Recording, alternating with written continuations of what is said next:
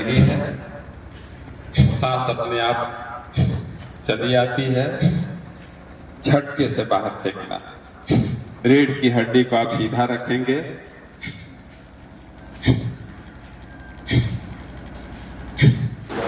6 दिवसीय इस कार्यक्रम में सैकड़ों की संख्या में लोगों ने अपने काया को कैसे स्वस्थ रखना है इसके बारे में जाना और इस कार्यक्रम को सफल बनाने में अपना अहम योगदान किया। इसमें माताओं बहनों के साथ साथ बच्चों ने, बूढ़ों ने और नौजवान साथियों ने बढ़ चढ़कर हिस्सा लिया। साथ में पतंजलि योगपीठ द्वारा आए योगाचार्य ने एक कठिन से कठिन अभ्यास और सरल से सरल अभ्यास करके दिखाया और योग के प्रति लोगों को जागरूक किया। पेश है सीधा समाज चैनल की विशेष रिपोर्ट। जो 12वां ग्राम सभा है उसके प्राथमिक विद्यालय में, और आप देख सकते हैं कि मेरे पीछे बहुत सारी माताएं बहनें और हमारे बड़े बुजुर्ग लोग, हमारे समकक्ष भाई भी मौजूद हैं। यहाँ पे 6 दिवसीय योग शिविर का आयोजन था जो कि पतंजलि योग समिति बलिया के द्वारा यहाँ पे आयोजित किया गया। इसके मुख्य जो आयोजक थे अभय यादव जी, मैं उनको ढेर सारी बधाइयां दूंगा अपने चैनल के माध्यम से। और मैं कुछ लोगों से बात करूंगा कि कैसा रहा ये 6 दिवसीय कार्यक्रम, कैसा लगा यहाँ के गांव के लोगों को यह कार्यक्रम, और आने वाले समय में भी यह कार्यक्रम होना चाहिए कि नहीं होना चाहिए ये भी हम इनसे जानेंगे। सबसे पहले नौजवान लोग भी हैं। क्या नाम है सर आपका? मेरा नाम अजय कुमार है।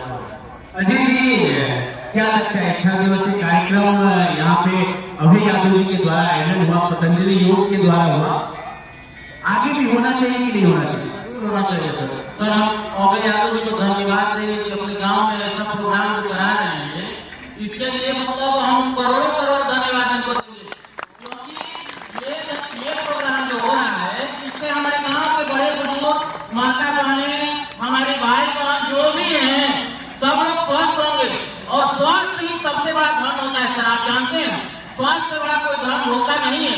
और हम स्वास्थ्य के लिए कुछ भी कर मिटने के लिए कर सकते हैं। और इसमें क्या है सर, 1 घंटे का समय देना है, कोई बहुत बड़ा काम तो है नहीं। और आप सुबह मॉर्निंग में उठिए, मॉर्निंग में उठ के अपना योग कर लीजिए। हम लोग तो करते हैं सर, हमारा पूरा परिवार करता है। और हम अपने गांव के सभी नागरिकों से हाथ जोड़कर विनती करेंगे कि आप लोग भी अपने जीवन में योग को लाइए, क्योंकि बिना योग के आप स्वस्थ रहने वाले नहीं है। यही मेरी आप लोगों से हाथ जोड़ के विनती है आपके न्यूज चैनल के साथ। ठीक है, आप कुछ बताओ और हमसे बात करेंगे। क्या नाम है राहुल? कैसा लगा था ये योग शिविर में आके हुआ? बहुत अच्छा, बहुत अच्छा, धन्यवाद की वेद प्रकाश पटेल ने कराया है। बहुत अच्छा, महीने महीने कराएंगे तो बहुत अच्छा। महीने महीने 6 दिन लोग कहली है तो घर हो जाके करा कि बस एक जगह ले जितना हमरा है उतना कर, घर भी कर। हां, ई प्रोग्राम अभय यादव जी लगले बानी, ई हर साल लगे के चाहिए ना? हर साल लगे के चाहिए, 6 महीने पर लगे के चाहिए। हां, यानी इनका कहना है कि हर साल लगे। इनके ये बताओ कि कैसा लग रहा है तुम्हारे इस गांव में काफी बदलाव है? सुबह ये जनवरी का समय कैसा तुम लोग अनुभव कर रहे हैं? बहुत अच्छा। तो ये सिर्फ 6 दिन ही किया कि अब करोगे डेली का रूटीन बन रहा है हमारे जीवन डेली का? यानी कि तुम मानते हो कि हमें अपने लिए सुबह का 1 घंटा देना जरूरी है। तो अपने जमाने छोटे घर में बच्चे वगैरह भाई बहन हैं, उनको साथ में लेके करोगे या फिर लेके? साथ में। ये बच्चियां हैं और हमारे देश में बच्चियों के लिए प्रोग्राम है। एक हमारे साथ अपनी माता के लिए आए हैं। कितना उम्र हो गया? उम्र कितना हो गया? 70 साल। कैसे लगा था हमारे गांव में इतना बड़ा कार्यक्रम होता? बहुत बड़ा कार्यक्रम है ये पतंजलि योग पीठ के द्वारा। मेरे यहाँ बहुत दिनों से लग रहा है कि ताकि मेरे गांव में ऐसा कोई कार्यक्रम हो जिससे लोग स्वस्थ रहे।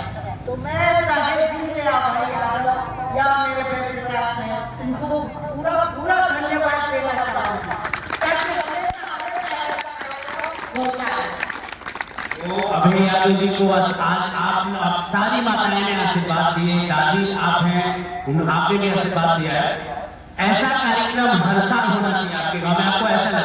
चाहिए हमें तो देखिए जो जागरूक कहते हैं कि गांव के लोग जागरूक नहीं है, बशर्ते कोई एक ऐसा एक व्यक्ति अगर गांव में भी ऐसे कार्यक्रम कराए तो गांव के लोग साथ में हैं। कुछ हम लोग पतंजलि योग समिति के जो पदाधिकारी हैं उनसे भी बात करेंगे और कैसा रहा कार्यक्रम, और आज समापन है, आखिरी दिन है, हम उनसे बात करते हैं और मैं चाहूंगा जो हमारे आयोजक बात करेंगे। पतंजलि योग समिति के कुछ पदाधिकारी हमारे साथ हैं और सबसे बड़े मैं अपने चैनल के माध्यम से उनको मैं कोटि कोटि धन्यवाद दूंगा अभय यादव जी को, जो इतना सराहनीय कार्य अपनी ग्राम सभा में कराया। और जब हमने लोगों से बात की तो उनका सीधा आशीर्वाद भी इनको आज मिला है। कैसा लग रहा है अभय यादव जी, आज यह कार्यक्रम का अंतिम दिन है और बड़े अच्छे से आपने इस कार्यक्रम का आयोजन किया, क्या कहेंगे गांव के लोगों का और पतंजलि योग समिति के जो लोग हैं उनको क्या कहेंगे, क्या कहना चाहेंगे अपने गांव के माध्यम से, अपने माध्यम से? सबसे पहले मैं अपने ग्राम वासियों को बताऊं, पिता जितने भी लोग बैठे हैं सबको मैं आभार प्रकट करूंगा कि हमारा जो साथ दिया और जो मेरी सोच थी वो भी मेरे साथ मिली लोगों की, बहुत बहुत मैं आभार प्रकट करता हूँ। कुछ माताओं का कहना है कि यह महीने महीने हो, 3 महीने में हो, साल में 2 बार हो, और इतना नहीं तो कम से कम साल में 1 बार हो। क्या योजना रहेगी भविष्य में? बिल्कुल बिल्कुल हम रहेगी कि साल में 1 बार तो हम जरूर कराएंगे, फिक्स कर देते हैं हर साल ये हमारा कार्यक्रम हर साल होता रहेगा, एकदम फाइनल। तो बहुत बहुत धन्यवाद आपको। पुनः मैं अपने चैनल से कुछ पदाधिकारी हैं हमारे साथ। क्या नाम है सर आपका? मनोज सिंह। मनोज जी, पतंजलि योग समिति बलिया इकाई का जो यह कार्य है हर ग्राम सभा में, जिला स्तरीय समय में, ब्लॉक पे, आगे को लेके, भविष्य को लेके क्या योजनाएं हैं आप लोगों की? क्योंकि अभी ग्रामीण अंचल में, क्योंकि भारत गाँव का देश है, लेकिन ग्रामीण अंचल में जो योग पहुंच नहीं पाया है उसको लेके आप लोग क्या कहेंगे? हम लोगों का प्रयास ये है सर कि हम लोग चाहते हैं या इस प्रयास में भी कि हर गांव में लगभग इस तरीके के शिविर लगे और हम लोग एकदम निःशुल्क इन लोगों को प्रशिक्षण देंगे और यह कार्यक्रम हम लोगों का प्रयास है, चलता रहेगा। यह हर गांव में हो और हर गांव में होता रहेगा, हम लोग का ये प्रयास। हम थोड़ा ओम प्रकाश जी से बात करेंगे जो कि पतंजलि योग समिति बलिया इकाई के जिला अध्यक्ष हैं। हमारे चैनल में आज आपका स्वागत है। ओम प्रकाश जी, मैं जानना चाहूंगा कि योग के द्वारा किन किन बीमारियों पे विजय प्राप्त किया जा सकता है, क्योंकि लोग बहुत अपने कमाई का बहुत बड़ा हिस्सा जो पैसा है, जो धन है, वो अपनी बीमारी पे, अपने शरीर पे खर्च कर रहे हैं, लेकिन योग की तरफ अभी भी उनका ध्यान नहीं जा रहा है, जबकि सारी बीमारियों का इलाज इसमें नहीं है। क्या कहना चाहेंगे इस विषय में? विश्व में ऐसा कोई शारीरिक या मानसिक रोग नहीं है जिसका इलाज योग में नहीं है। अन्य क्षेत्रों में संभवतः नहीं है, लेकिन योग के क्षेत्र में सारी बीमारियों का इलाज है। अगर नित्य प्रातः इसको किया जाए तो जो भी आदि व्याधियां हैं, शारीरिक हो चाहे मानसिक, वे सभी दूर होंगी।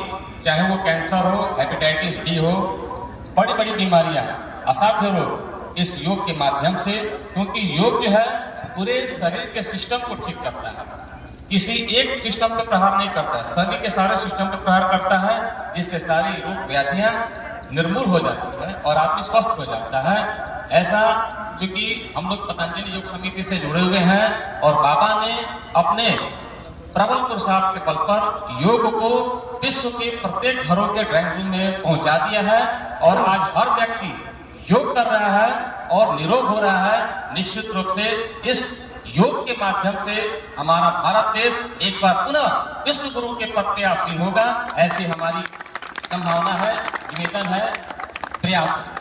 तो अब हम इस पतंजलि योग समिति के जो मीडिया प्रभारी हैं पाठक जी से मालूम है। सर, हमारे चैनल में स्वागत है आपका। क्या कारण है, क्योंकि आप मीडिया प्रभारी हैं इस समिति के, क्या कारण है कि आज प्रचार प्रसार की कमी या प्रचार प्रसार की बहुत जोर शोर से है देखा जाए, लेकिन अभी भी गांव के लोग वंचित हैं इस योग शिविर से? किन बिंदुओं पे क्या प्रकाश डालेंगे आप? असल में हमारे समाज में प्रचार प्रसार तो हो रहा है, लोग इस बात को समझ भी रहे हैं, लेकिन थोड़ी सी लोगों में जागरूकता का अभाव है। लोगों को लगता है कि यहाँ आसानी से नहीं होगा, योग में बड़ा मेहनत करना पड़ रहा है, दवाई से तुरंत लाभ हो रहा है, जबकि हकीकत यह है वह क्षणिक लाभ है।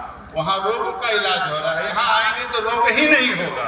जब रोग नहीं होगा तो इलाज की आवश्यकता ही नहीं पड़ेगी। यह बात लोगों को समझ में नहीं आ रहा है, इसलिए थोड़ी सी दिक्कत हो रही है। लोग थोड़ा पहले की तुलना में कामचोर हो गए, लोगों को समझ में नहीं आ रहा है। अपने लिए काम करना है। इन लोगों को लगता है कि ये लोग आए हैं तो इनका काम आ रहा है। अरे हर व्यक्ति जो योग करता है वो सिर्फ और सिर्फ अपने लिए करता है, और जितना योग नहीं करेंगे तो जो रोग होगा वो भी आपके अपने लिए है। अपने बाल बच्चों का पैसा काट के अपने रोग में देंगे। अगर निरोग रहेंगे तो वह एक एक रुपया आपके काम आएगा, आपके बाल बच्चे के, आपके परिवार के, आपके रहन सहन में काम आएगा। फिर भी लोगों को समझ में नहीं आ रहा है। समाज में आज उदाहरण भी है, बहुत पैसे वाले थे जो कोरोना काल में काल के कवलित हो गए, चले गए, पैसे वाले चले गए, और सड़क पर रहने वाला, व्यायाम करने वाला, मजदूरी करने वाला कितने लोग कोरोना काल में मरे हैं। यह उदाहरण समाज में है। फिर भी हमारे समाज को समझ में नहीं आता है कितने लोग मरे। आप बताइए, हमको तो नहीं जानकारी मिला कि जो मजदूर वर्ग के हैं, जो मेहनत कशना इंसान है, उसमें से किसी ने को कोरोना ने दबा दिया। जो विश्व स्तर की बीमारी थी वह भी मेहनत करने वाले, योग करने वाले लोगों के सामने हार गई थी। और जितने सफल लोग जो बनते हैं वो सबको कोरोना ने दबाया था। आपके हमारे क्षेत्र में भी ऐसी बहुत सी घटनाएं होंगी। जो भी मरा होगा उसका डाटा उठा लीजिए, जरूर एसी में रहने वाला होगा, वो सड़क पर योग करने वाला नहीं होगा। यह सच्चाई है कि योग करेंगे तो हमेशा हमेशा आप निरोग रहेंगे, और निरोग रहेंगे तो दवा की जरूरत नहीं। देखा आपने, आज हमारे समाज में थोड़ी सी जागरूकता की कमी है।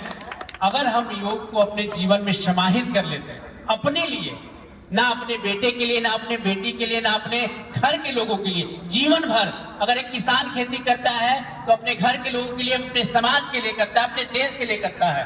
अगर एक कोई नौकरी करता है तो अपने बाल बच्चों के लिए, अपने परिवार के लिए करता है। लेकिन अगर हम योग करते हैं तो सिर्फ और सिर्फ अपने लिए करते हैं। जिस तरीके से एक शिक्षा ग्रहण करता है शिक्षार्थी या विद्यार्थी या छात्र छात्राएं, जो अपने ज्ञान के लिए करते हैं, उसी प्रकार से अपने शरीर को स्वस्थ रखने के लिए हम लोग योग को अपने जीवन में समाहित करना होगा।